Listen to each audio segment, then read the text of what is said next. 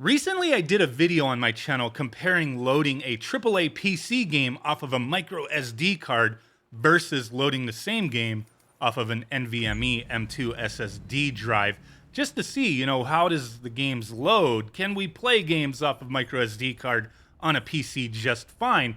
And I've been doing this kind of unscientific testing, in anticipation of the Valve Steam Deck, as there's been a lot of concerns out there, a lot of to do with this device, with that 64 gigabyte model that was, quite a bit cheaper than the other models with the faster storage. If you got the 64 gigabyte version, we don't know exactly how much space the OS is going to take up. So how much space are you really going to have for a lot of games? Some really big AAA games just won't fit on that storage. So you're going to have to look at upgrading storage. And the one way you could do that is micro SD card. They designed the system to run games off of micro SD card. It has that slot there, but a lot of people are still concerned. So we ran that game, Death Stranding, and it loaded just fine for the most part. It was a very short test, and I did get a lot of comments saying, hey, I wish you would have played the game a little longer, or recommending other games to play off of micro SD cards. So that's what I wanted to do today, is focus on one particular game that I got from, plenty of comments out there to test, which is going to be Doom Eternal. We're going to be loading that game straight off of the same micro SD card that we used in the other video, the SanDisk 128 gigabyte Ultra, which is a UHS-1 memory card, SDXC, all that good stuff. Read speeds, I believe it says they are up to 128 megabytes per second. On my testing, which I've done a bunch of testing over the past couple days on this SD card, it's just kind of a standard run-of-the-mill SD card, kind of middle ground as far as the speeds and the ratings and whatnot goes. There's slower cards and there's faster cards. What I've been getting is a range of, with the read, anywhere between 60 megabytes per second all the way up to about 90. The write speeds I've been getting anywhere around 25 to 30 megabytes per second. So that's what I'm working with this micro SD card. Not the most scientific test in the world, not the most technical, but you know what? The game is on my micro SD card. So I've rebooted my PC and I'm ready to run this game. But before we do, let me show you where the game actually is installed so you know that it is on the micro SD card that I have inserted on my PC. I am using a USB 3 micro SD card reader. I'll put a link in the description to the one that I use it all the time. But here we go. F drive, new folder, Doom Eternal, and then the executable. Now, if we go ahead and browse, you will see, let me just open up the navigator here. F drive is the SDXC. New folder is our Doom Eternal installation with the executable and everything needed for the game to run, the textures, all that good stuff. Now, the one thing I do have to point out, installing a game of this size, which I believe it was around 70 gigabytes, did take a hell of a long time to install on a micro SD card versus just installing it on an NVMe. Wasn't the most horrible thing in the world, but it did take quite a while. So we've showed that it is on the micro SD card. Let's go ahead and launch it and just play for a bit. Let you guys be the judge.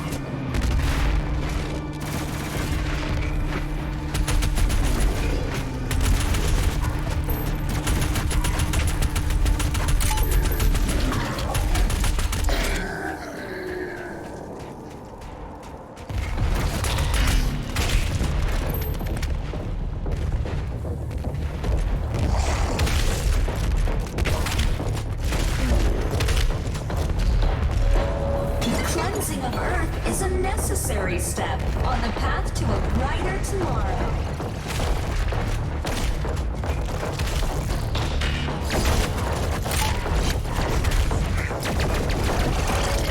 Thanks to the UAC Hell Mercury mission, humanity can now